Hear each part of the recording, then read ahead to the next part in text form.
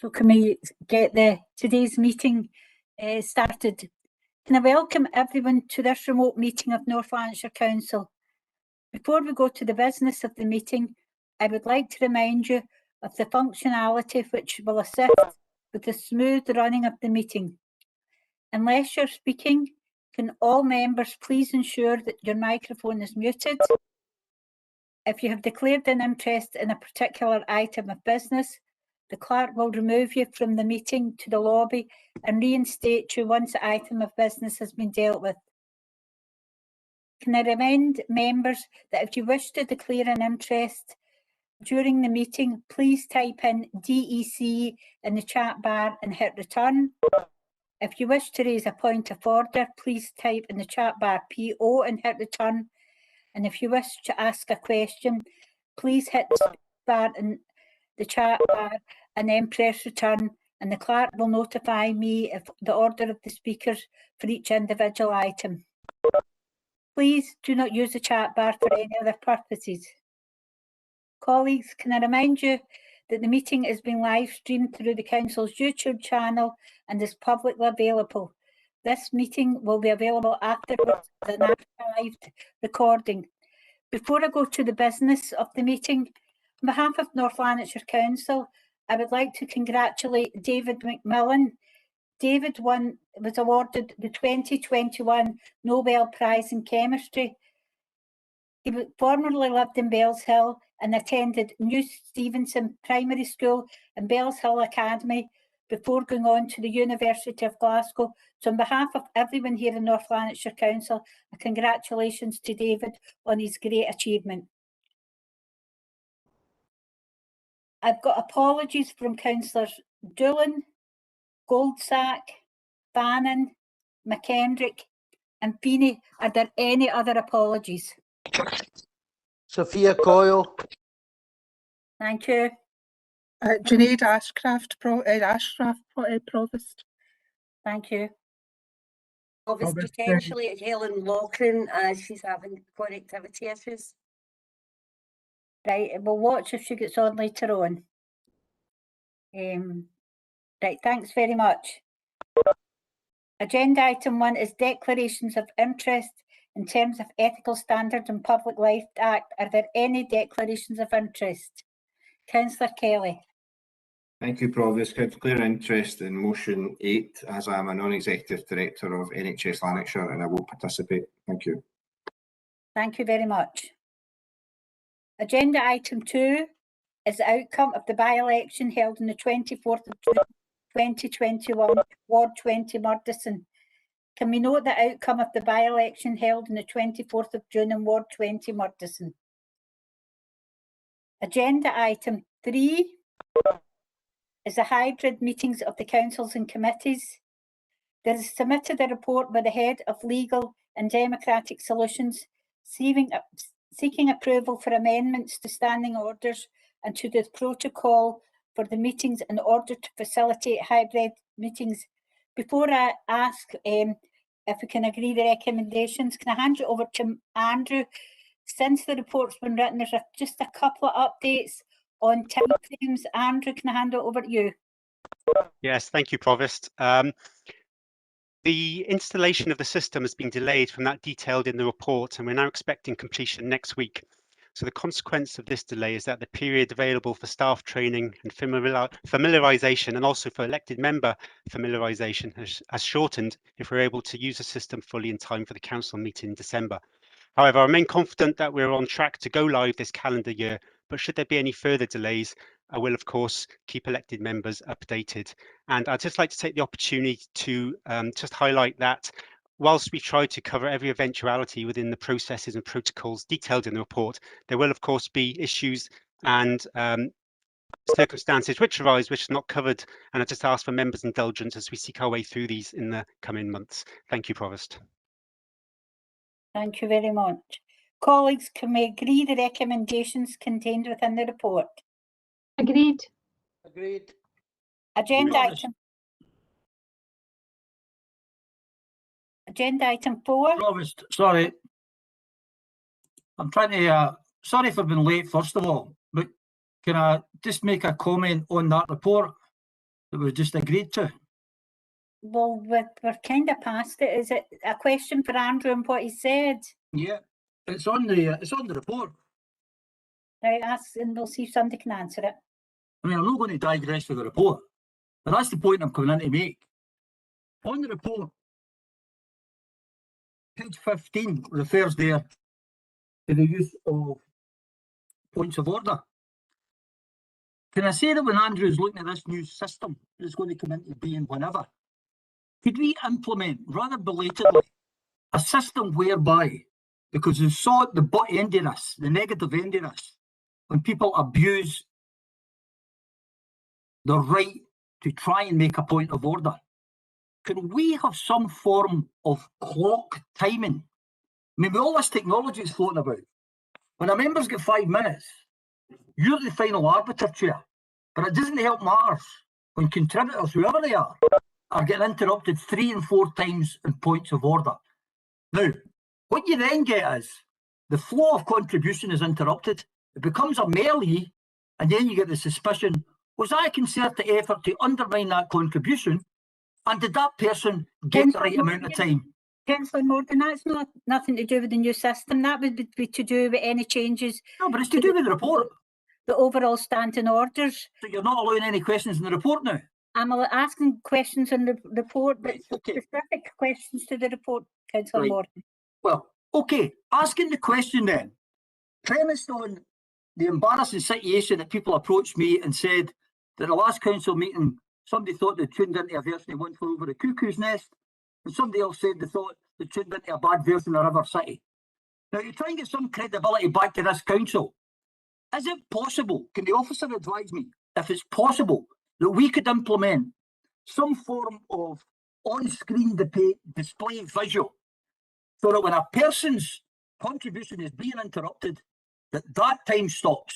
Call it a countdown clock.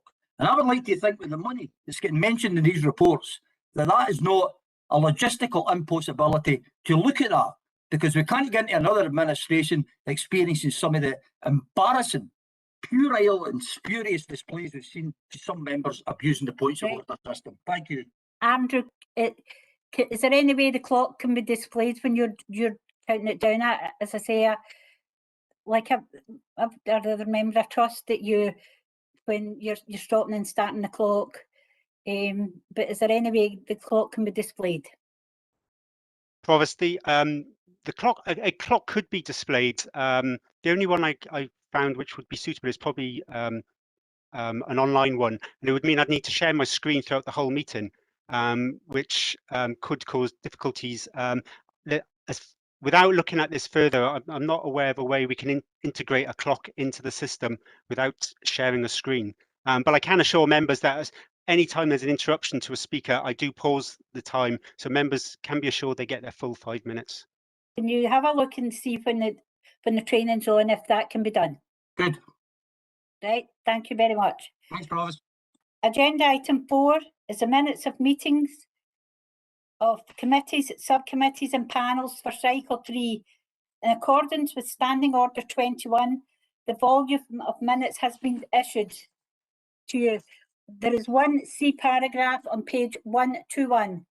Can we approve the volume of minutes, including the C paragraph, unless anyone is otherwise minded? Hey. Agreed. Agenda item 5 is memberships of committees, subcommittees, panels and outside bodies. Colleagues, the list of proposed amendments has been issued to you in advance of the meeting. Can we agree the proposed amendments? Agreed. Councillor Cameron. Councillor Cameron, you put in for a question. Yeah, thank you, Provost. I've just got one quick question. It's regarding the change to one of the committees where it says that you're looking for approval to make the decision later. It was just to double check with the recent by-elections, etc. I take it there is no change to the political makeup of that committee, and it will just go forward to the same group that has taken their member out. I don't know if Andrew or Archie can answer that one. I can answer that one, Provost. Yeah, the place that will need to be filled will be going to the non-aligned, the other members. It's allocated to them as part of the political balance, but they just needed more time to decide which of their members is going to take that place. Thanks very much. If we can agree the proposed amendments. Agreed. Agenda item 6 is a notice of motion by Councillor Cullen. Councillor Fotheringham. Obviously, SNP group, sorry Councillor Morgan, but we would like to move the standing orders to have a motion heard that has been refused for council. So you're moving for the suspension of standing Yes. orders? Would you like me to explain why? Well, you've just explained it's because there was a motion ruled that couldn't be heard. Do you wish me to explain the motion that couldn't be heard, though, so that people know what they're voting for? Just if you can do that briefly. Thank you. So there was a notice given to the council and it's been refused twice. We have changed the wording already and the Provost has deemed it incompetent. It is water safety. And it was a proposal to allow P5 water safety and swimming lessons. In respect of paragraph 3 of the motion, the Provost deemed that it's about water safety, and that's what people need to know. Okay. Archie's, you've got a comment on that? Yes, thanks, Provost. If as I understand, Councillor Fotheringham, that there's a desire to introduce a new item of business to the proceedings today, is that correct, Councillor Fotheringham? It's to hear the motion that was submitted and refused, yes. Okay. Members may recall that some time ago I drew your attention to the provisions of Schedule 7 and specifically paragraph 2 of the 1973 Local Government Scotland Act. And in terms of that provision, except for business that is required by law, so by statute, to be determined by council, or business that's been brought before the meeting as a matter of urgency in terms of the council standing orders. No other business other than that specified on the agenda is able to be considered by members. So it's not a matter of standing orders, it's a matter of legislation. Councillor Fotheringham, are you happy to accept the monitoring officer's response?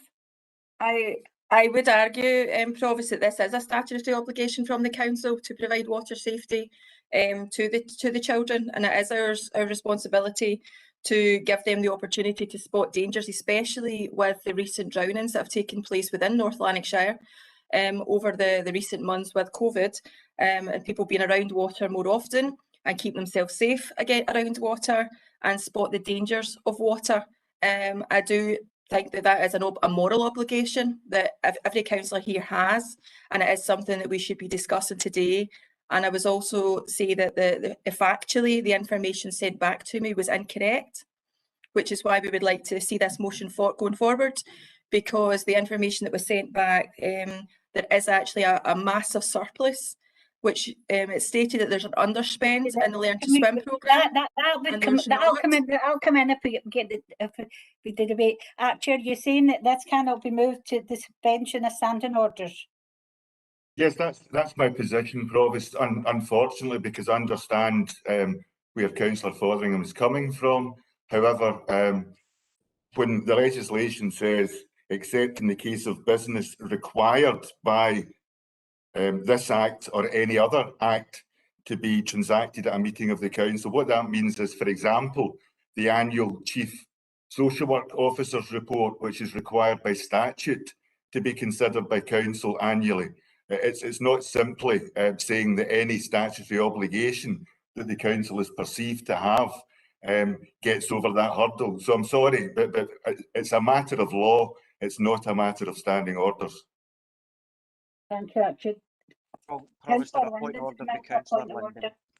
Chair. I don't want to cause a protracted conversation through points of order, and clearly since some members find their use particularly offensive.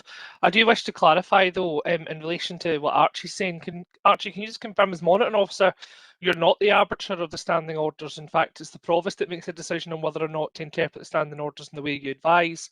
And ultimately, as the Provost decides to suspend the standing orders or to allow the motion to go ahead, that's entirely a matter for the Provost and not a matter for an officer. No, sorry, Councillor Linden, I can't agree with you in that. This isn't anything to do with the standing orders. This is to do with the legislation. So the standing orders are made under the 1973 Act and allow this council to determine its proceedings. This particular provision, however, is determining in law what the business that can be discussed at this council meeting is. So if Councillor Fotheringham considers that the motion is urgent now, the Provost could use the standing orders to decide that is indeed the case. Is that Yes, your interpretation of standing orders, Archie? Because the provision does say that any other business brought before the meeting is a matter of urgency in accordance with the council's standing orders. Fabulous. So, Provost, perhaps then for clarity, if failing Councillor Fotheringham's point of order in terms of the suspension of standing orders, perhaps she's looking for a further reconsideration in recent developments. For you to rule from the chair that this isn't an urgent item that members should consider in terms of the safety of our young people in the water. I don't think that's an urgent item that has to be heard today. Councillor Fotheringham. I'm taking my guidance of the monitoring officer. I would disagree that there is the motion was refused, Provost, and the information that I received back was incorrect. The information as part of the motion was correct, and the motion was deemed incompetent because of information that was incorrect, which is not the case, and that is what I wish to put forward today. So there is new evidence that I can provide here regarding statistics, budgets, regarding the Learn to Swim programme that you've deemed inaccurate, which I can prove they're not. Well, I mean, obviously I take my guidance of the monitoring officer. Archie, can I get your guidance in ruling in this? Well, Provost, it's a matter for you if you consider that this motion is urgent, but it also has to be relevant and competent. And you've already ruled that it's not competent. So I'm not aware if there's been any change to the motion since you made that ruling. I haven't seen anything since I made that ruling, so I'm sorry. I made the ruling on the guidance from relevant senior officers within the council. So can we move on to agenda item 6, which is a notice of motion from Councillors Cullen and Councillor Logue. There is no amendment indicated to your motion. Do you wish to speak, Councillor Cullen? I do, Chair, thank you. Colleagues, thank you for giving this motion your unanimous support. But more importantly, recognising the debt we owe to those who serve in the United Kingdom Armed Forces and who for that period of their lives write a blank cheque to the nation. The Armed Forces Covenant states, "To those who proudly protect our nation, who do so with honour, courage and commitment, the Armed Forces Covenant is the nation's commitment to you."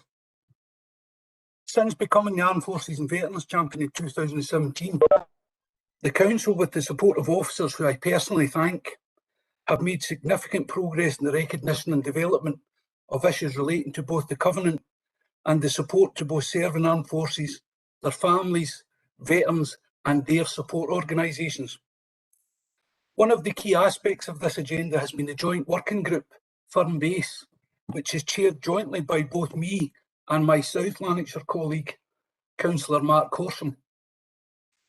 This meeting brings together a range of organisations and agencies who have a vested interest in supporting service communities and has been extremely beneficial in creating support networks, sharing best practice and ensuring the relevant issues are raised and kept high on various agendas.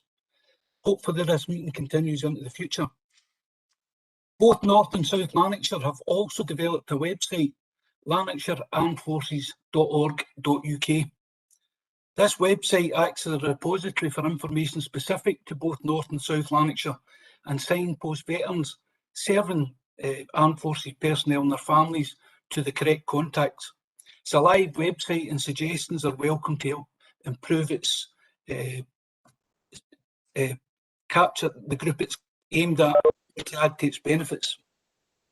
Internally relevant committees will recently have noted that reports are coming through housing, education and financial resources relating to policy developments, taking account of the forthcoming legislation around the Armed Forces Covenant. But more than that, these reports show that North Lanarkshire is on the front foot and recognise the changes needed to support the UK Armed Forces and veterans community. And I look forward to these developments continuing. Colleagues, in my opinion, the work that we are jointly undertaking with South Lanarkshire placed North Lanarkshire at the forefront of ensuring that we recognise the debt we owe to those who serve in the United Kingdom Armed Forces and their families. If anything serves to illustrate this debt, look at the range of duties undertaken by the UK Armed Forces in the last 18 months. Evacuating Afghan refugees, setting up the Louisa Jordan and the Nightingale hospitals, delivering vaccine and testing stations and providing expert staff, driving fuel tankers and driving HGV.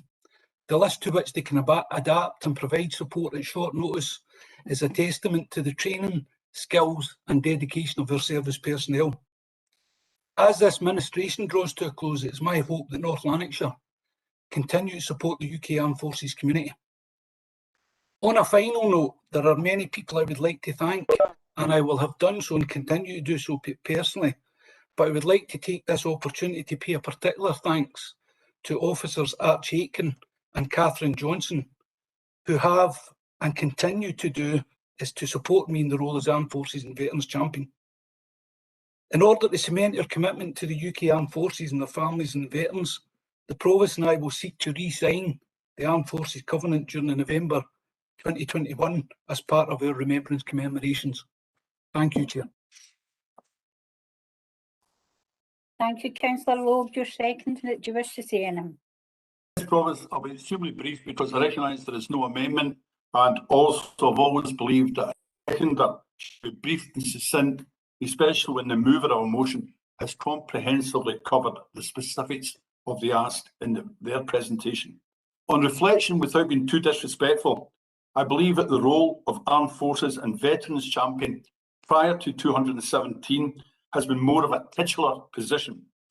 However, since 2017, this has clearly changed. During the course of this administration, all elected members have seen more reports being tabled on a regular basis at various service committees than ever before, relating to positive policy developments affecting serving personnel, their families and veterans. I've absolutely no doubt that this is directly attributable to the commitment, enthusiasm, lived experiences and passion of Councillor Cullen. The Armed Forces Covenant has never been more alive, active and tangible in North Lanarkshire, which is clearly enhancing the life opportunities for all involved. As such, it is critically important and timely that this Council reaffirms our ongoing commitment to complying with all of the requirements of the Covenant and any successive legislation passed by both governments. I have great pleasure in seconding the motion. Thank you very much. We'll now move on to agenda item 7, which is a notice of motion from Councillor Goldie, seconded by Councillor Carragher. Councillor, has there been no amendment indicated to this motion? Councillor Goldie, do you wish to speak? Yes, thanks, Provost. Just very briefly, and thanks for your time in letting me speak today. We felt it to move this motion today regarding the rollout of the new large litter and dog waste bins through the authority. I'm sure that many of you across North Lanarkshire have been inundated by requests from members of the public and environmental groups for us to have a rethink in the locations and proposed frequency of emptying of these bins. At times it appears that these bins lie full of waste for a considerable time, causing overflow of this waste, which is a detrimental effect on the local environment. In many areas, we have already seen an increase in littering and a deposition of dog waste at sites where the bins were previously located. Just to give you an example, in Cumbernauld South, the removal of the bins, all the bins from the walkway in Millcroft Road has exacerbated existing issues in this area. And this is an area which is frequently on the radar of Waste Solutions. And all this is despite the actions of a highly active and effective residents group. I feel that we must support these groups and this review is necessary. We cannot condone the actions of irresponsible residents, but we must encourage them by providing facilities in the locations that best serve this purpose. There are many areas in North Lanarkshire which are designed with a network of footpaths to separate motorists from pedestrians. The removal of bins from areas not accessed by service vehicles does not best serve our communities, I feel. I'm sure that every councillor can identify similar issues within their own wards. Certainly during the pandemic, we have encouraged residents to make more use of our green space. This increased use has highlighted that the removal of the bins from our parks has created additional problems, with a noticeable increase in the deposition of litter and incorrect disposal of dog waste. This motion asks that we have a review of the current locations and emptying frequency of the bins in consultation with our communities to allow residents to be best served by these facilities. As a colleague said to me on Monday night, one size does not fit all. This review is necessary to attempt to make things better for everyone. And again, thanks for giving me your time, and I hope with an effective consultation and meaningful review that we can improve the current situation for both our residents and for the environment. Thanks for your time. Thank you. Councillor Carragher.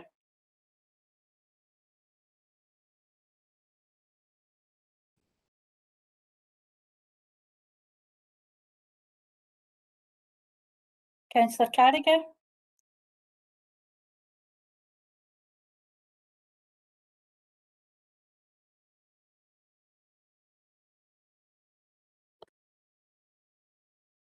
I don't. Does anybody? I believe Councillor Carragher is currently having audio problems. Provost, she's visible but not able to be heard. All right. I'm sure she had put in writing that she was happy to second the motion. We can accept that. Thanks very much. Move on to agenda item 8, which is a notice of motion by Councillor Burgess and seconded by Councillor Watson. There has been no amendment indicated to your motion, Councillor Burgess. So, Councillor London, you've put in a point of order. Provost, with reference to Standing Orders 15 on the restrictions on business and Standing Order 56 on the suspension of standing orders, with respect to the motion by Councillors Burgess and Watson, given the statement by the Cabinet Secretary for Health injecting the largest ever single investment in the NHS in the history of the Parliament, after the date for amendments had passed, in the interest of democracy, I'd hope colleagues would wish to hear an amendment in response to today's motion, and accordingly I move suspension of standing orders. We need to go to the vote on the suspension of standing orders. Can we go to the vote on the suspension of standing orders, Andrew? Yes, Provost, if I'll call each member's name out in turn, and if you can indicate either yes, you wish to support suspension of standing orders, no, or if you wish to abstain. Councillor Anderson. No. Councillor Ganesh Ashraf. Yes. Councillor Baird. Is Councillor Baird on the call? Support. Yes. Sorry, I missed that, Councillor Baird. Support. Support. Thank you. Councillor Barclay. Yes. Councillor Beveridge. No. Councillor Branham McVeigh. No. Councillor Burgess. No. Councillor Burrows. No. Councillor Cameron.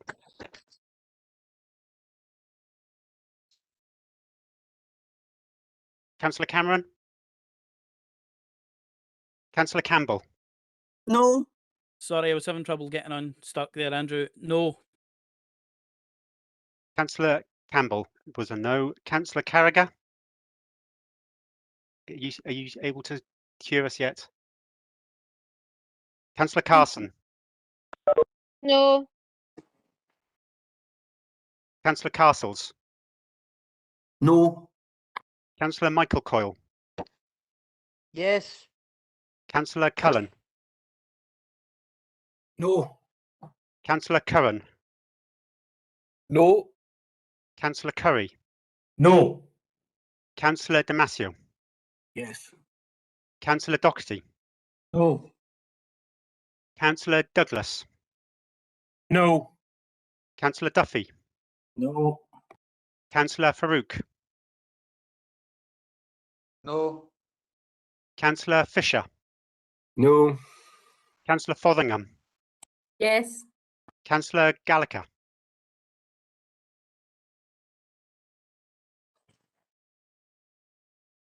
Councillor Gallagher? Councillor Goldie? Yes. Councillor Gourley? No. Councillor Graham? No. Councillor Hogg? No. Councillor Hume? Yes. Councillor Catherine Johnson? Yes. Councillor Tom Johnson? Yes. Councillor Jones? No. Councillor Paul Kelly? Andrew, I've declared an interest, so I don't know if I should be in the lobby on this item. Oh, apologies. I thought you said you were going to participate in the item. Not participate. Apologies. Let me just put you in the lobby then. Won't be a moment. I can find you in my list.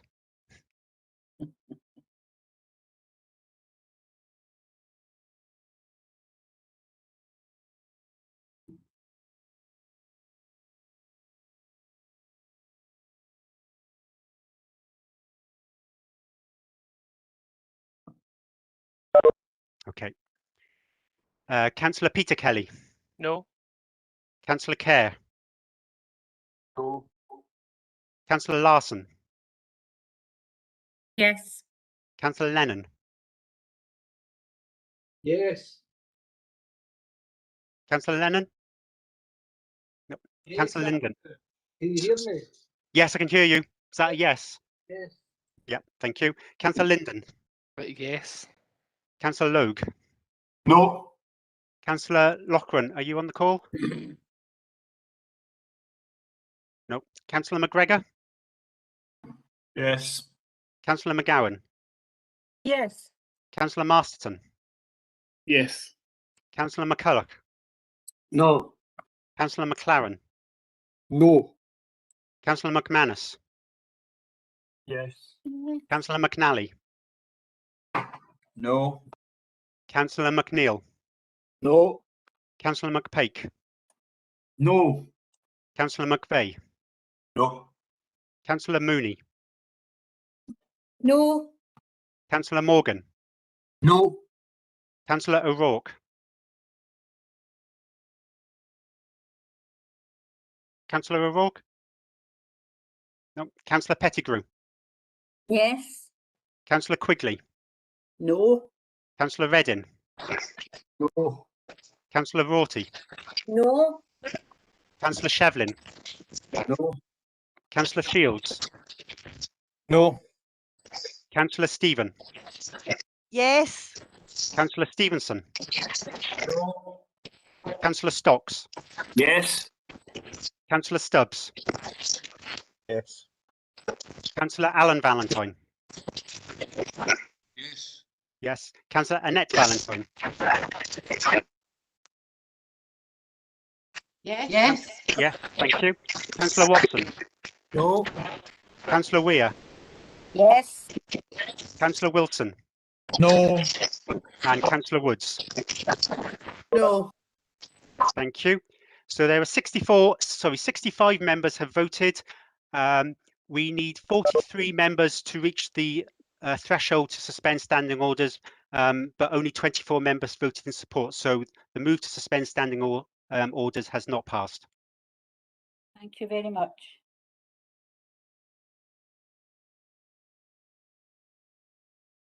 Councillor Carragher, we are going back the way, but since you were kicked out of the meeting and you've just come back in, if you're going to be brief, I'll let you, since you've prepared a contribution, I'll let you make it.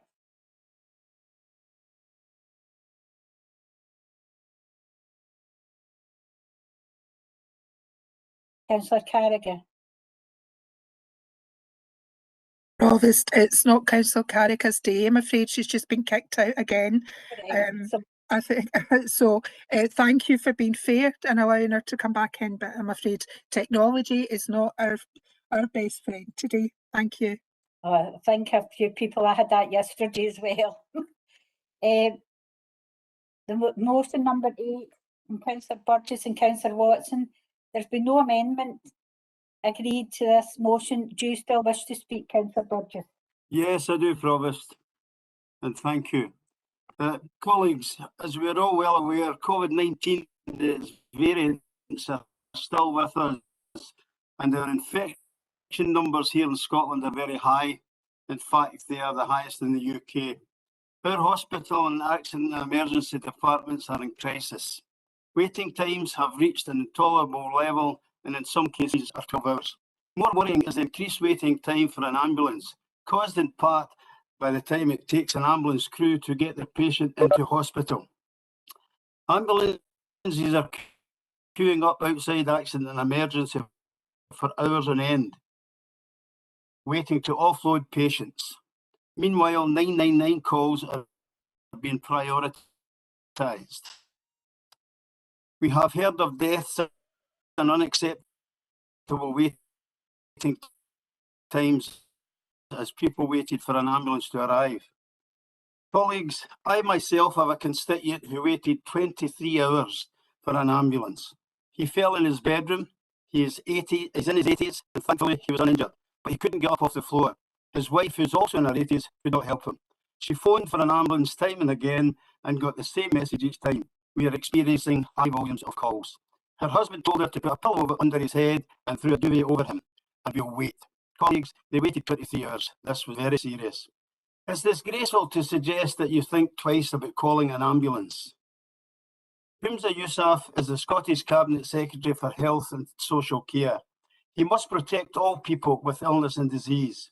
He must care for our National Health Service staff, who are once again working under a tremendous strain. It falls to the Minister and his SNP Green Party coalition to get to grips with this horrendous set of events and fix it. Health boards across Scotland are cancelling appointments for non-essential surgeries.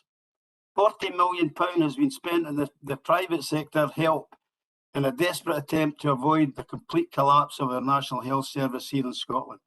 The first action of Mr Yousaf and the First Minister should be to immediately cancel any thoughts of making a £15 million cut to the ambulance service budget under the guise of efficiency savings. North Lanarkshire needs Humza Yousaf and Nicola Sturgeon to act now. Nicola Sturgeon has called in the British Army to give support to the ambulance service, and the Army has now been deployed. Police Scotland is now also assisting in ferrying people to the accident emergency. Let us hope that both of Scotland's finest will be the catalyst that pulls this whole disjointed debacle together. Colleagues, thank you for your support for this motion and the support shown to our ambulance and National Health Service heroes. Thank you. Councillor Watson. Thank you, Provost. Having listened to Councillor Logue on seconding, I will try to be brief with this. Scotland at one time had one of the best health services in Europe, which was widely looked on as an example to follow. We still have the best doctors and nurses to look after our care, but along the line, the overseeing to the system has collapsed, leaving the population in the middle of the COVID crisis absolutely scared to be taken ill. From the fears caused by the reduction in face-to-face visits to the doctor, to the long delay in ambulances arriving, and the long wait when visiting A&E, as well as patients too afraid to visit COVID-ridden wards, or patients who did not want to trouble doctors or nurses with apparently minor ailments, which turned out to be the start of a chronic condition, we have a recipe for a health service which is buckling under pressure. This is all happening during the watch of Nicola Sturgeon, Humza Yousaf, and the SNP Green Coalition. This fear in people has not been lessened by the Health Secretary urging sick people to think twice before calling an ambulance. Maybe a very poor choice of words, but that will lead to health conditions worsening when early treatment would have been beneficial. In any case, the average wait for an ambulance stretched to 6 hours recently, and GPs are now advising people to take a taxi or drive if they are able to A&E. We continue to hear that COVID is at the root of all the problems, but from personal experience, I recollect that in 2018, when I was injured and had to go to A&E, the immediate attention in stemming the flow of blood was superb, but I arrived at 10 p.m. and was seen at 4 a.m., some 6 hours later. So these problems existed long before COVID was even mentioned. I am sure that we can think of similar circumstances involving friends and family. Scotland's NHS went into the pandemic with dire staffing shortages. The Scottish Conservative Health spokesman has said, and I quote, "Despite the heroic efforts of frontline staff, we have already seen too many patients let down by a government without a real plan, and systemic failures in Scotland's NHS that are now spiralling out of control.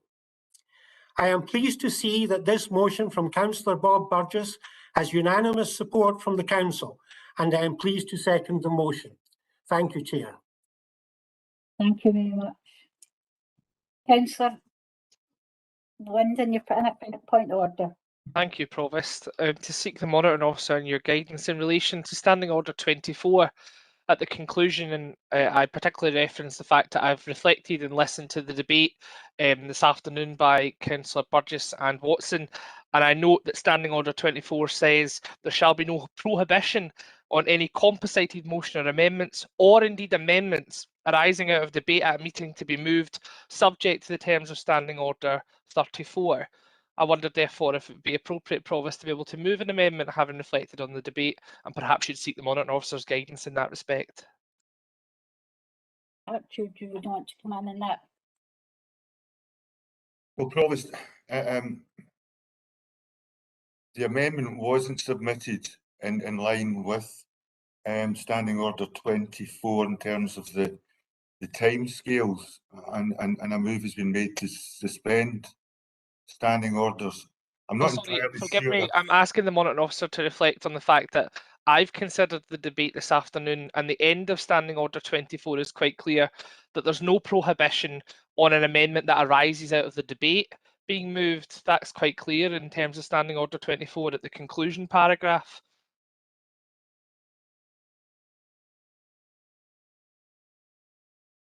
These are, of course, the standing orders that are regularly available on the council website, unless we're using a different version of the standing orders.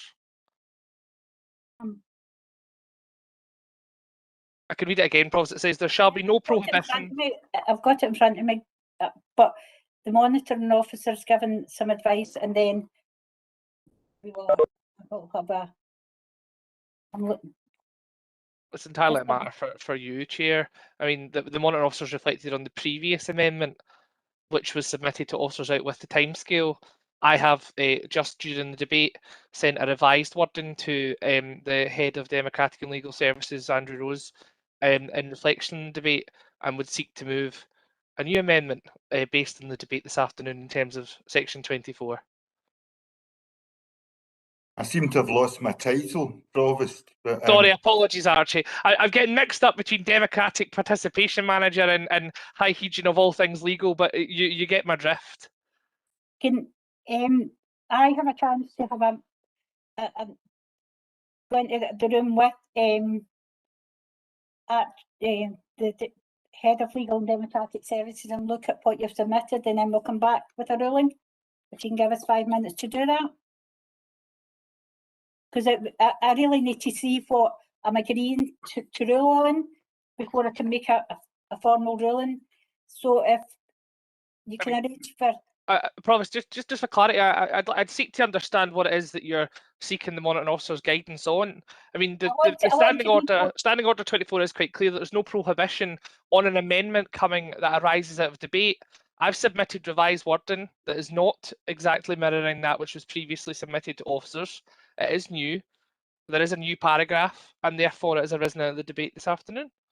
Provost, I wonder if I can come in here to just in terms of my understanding of what Councillor Linden's. Don't want to interrupt, but Councillor Douglas has put in a point of order. Apologies. Councillor Douglas. Thank you, Provost. Provost, Councillor Linden keeps mentioning a debate. There was no debate. There was only a speech. There was 2 speeches. There was no debate because it was accepted by yourself that there was no amendment. So there was no debate during the speeches. I'm sorry. So I'm a bit confused as to what we're doing here. Provost, I'm grateful to Councillor Douglas because that was the point I was going to make about arising out of a debate. So that's where I'm struggling, I think. But I think you're right. In order to determine whether the terms of the amendment arise out of debate or indeed discussion, I think we need to look at it, and you can then make your ruling. So if we can move into a briefing room to have a chance to have a look at it. If you bear with me a moment, Provost, because everyone's set up to go into a breakout session. So if I press the button, everyone will disappear. So I will need to just bear with me a moment.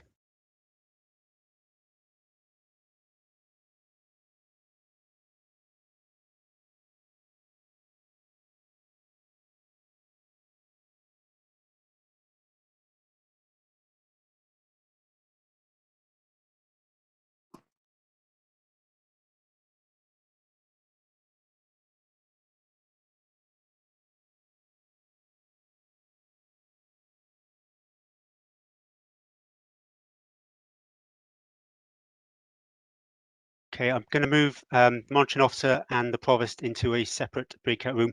If someone could just indicate when you want to come back, and I'll bring you back into the meeting. Right, thank you.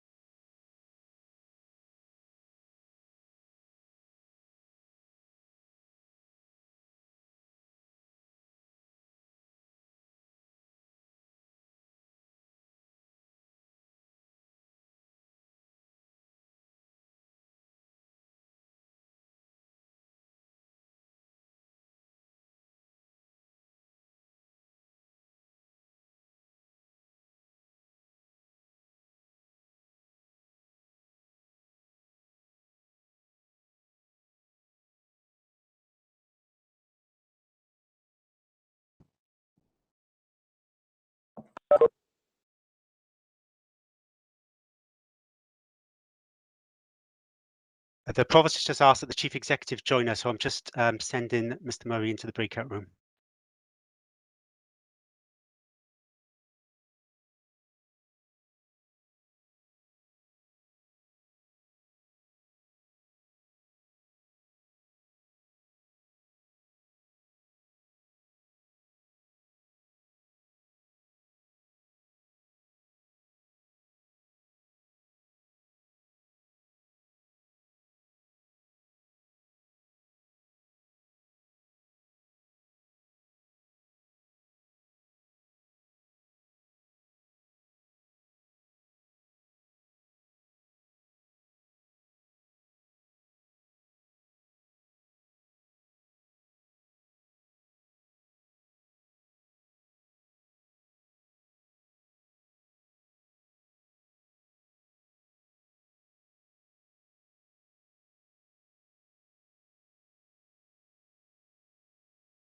There's a big agenda for tomorrow.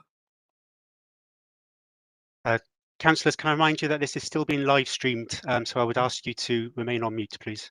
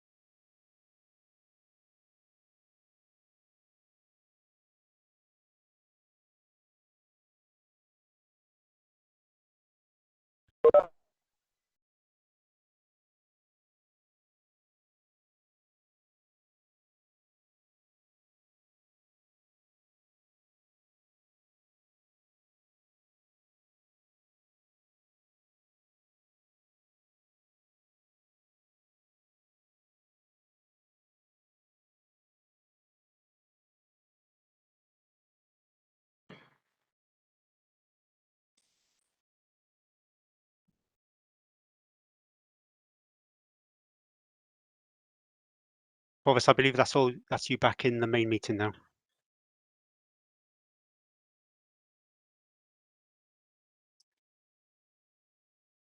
We've had a chance to look at it, and obviously there already has been a vote taken on the suspension of standing order to take an amendment, and that failed. I don't see anything within the wording that would allow that to come in. So no, the ruling is that they will not accept the amendment.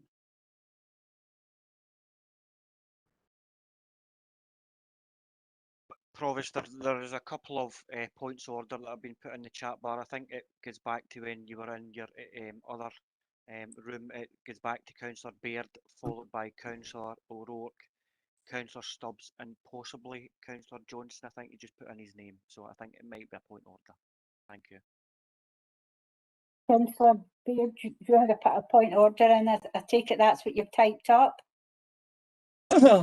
Yes, basically it was a comment at the start that contrary to what you said, I didn't agree to the motion. The point that I put up is similar. That's not a point of order. The point of order that I have put up is similar to that of Councillor Linden, and that the debate was started. It's not a point of order. Councillor O'Rourke, you've got a point of order.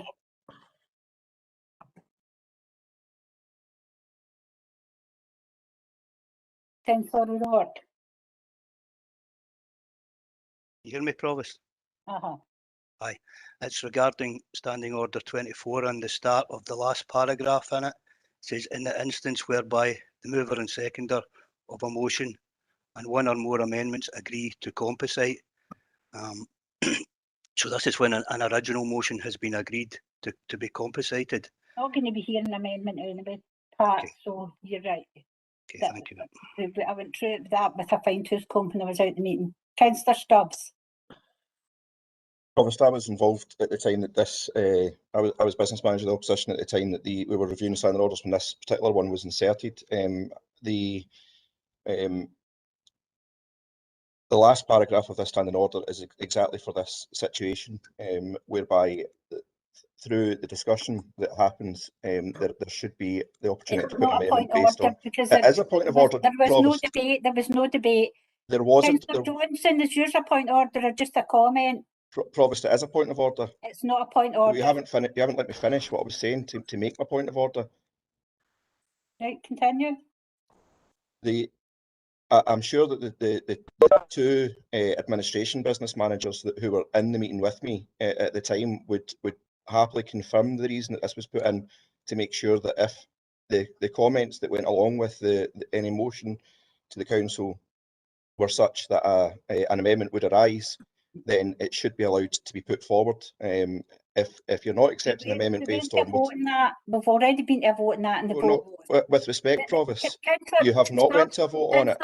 Councillor Stubbs, we went to a vote to hear an amendment of which we. That was before the debate. Councillor Johnston, is yours a point of order? Yes. Is it a point of order? The mover of the motion stated that he welcomed the unanimous support of the council on this motion. I don't support it. I take it I can move the direct negative, and I'm happy to do so.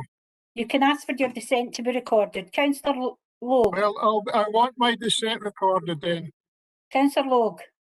Yes, it's certainly not in relation to Standing Order 20. before. It's in relation to Standing Order 50. And once again, I highlight this. I mean, what we've seen today is a total disregard for your authority, the authority of the chair, and the authority of the monitoring officer. And I think we've now reached a stage, and Councillor Morgan alluded to earlier on, where if there is any further obstructive or offensive conduct by any member, I will be certainly moving under section 50 that they should be removed from this meeting. And I would ask you to take cognizance of that. What we're seeing today is absolutely disgraceful. I would have thought that, I mean, there would be a culture of collaborative working near the end of an administration. But what we're seeing at each council meeting is a repetition of puerile behaviours, and it's got to stop. And it's to stop under Standing Order 50. Right, Councillor Lowe, thank you. Councillor Baird, you've already been told that the comments you were making were not a point of order. Is it something different you want to make? I was looking for a point of order to ask what actually starts a debate. A debate's a discussion. Can I say? And how do you start that discussion? The amendment should have been in timely before the time for amendments to be in. Councillor Linden, you've put in another point of order. Yes, Provost. I mean, first of all, I think the comment you just made, Provost, was entirely out of order, frankly. Our decision to move an amendment at any point during the full council meeting is entirely a matter for us, and not for you and the chair to comment on our timious or otherwise behaviour in advance of the meeting. So perhaps you'd reflect on that comment first of all and reserve your right to chair, as opposed to giving advice to political groups on how they manage their political business. Moving to the point of order, though, you'll be glad to know it does relate somewhat differently to the contributions we've heard this afternoon. Provost, I remember Councillor Gallagher raised a point of order on the accuracy of members' contributions, and I just wanted to perhaps inject some further puerile humanist behaviour on behalf of the leader by asking if it's appropriate for the SNP Green coalition to be referenced in members' contributions. As you'll be aware, Provost, there is no SNP Green coalition in the Scottish Government, unless, of course, there is a recognition by Labour and Conservative members that by being a part of an administration, you are therefore in coalition, in which case that makes my Conservative and Labour colleagues in a somewhat sticky wicket. Can I say that these comments were made in the written motion prior to the meeting, so that therefore they were allowed to be? No, they were made during the contribution in the debate, Provost. They're also in the written motion that was submitted. You decide the competency and appropriateness of the content of the motion, Provost, so therefore... Agenda item 8 is now carried. Move on to agenda item 9. I did get a ruling on the appropriateness of the wording, Provost. In terms of Standing Order number 50. One question has been received, and the response to the question has been circulated to members in advance of the meeting. Has the SNP group dissent been recorded? Yes, just for clarity, Councillor Johnson, I've recorded the dissent of the whole SNP group, given the lack of debate in this council. And Andrew Rose will have that put into the meeting. And can you confirm my dissent has also been recorded? My absolute abject dissent. Andrew will take anything off the chat bar. If anybody wants to contact Andrew to check that your dissent will be recorded as well. That's a curious comment, Provost, as somebody talks about lack of debate in the council. And then the meeting is now closed. Councillor Morgan. The meeting is now closed. Thank you very much. Thank you. Chair. Bye.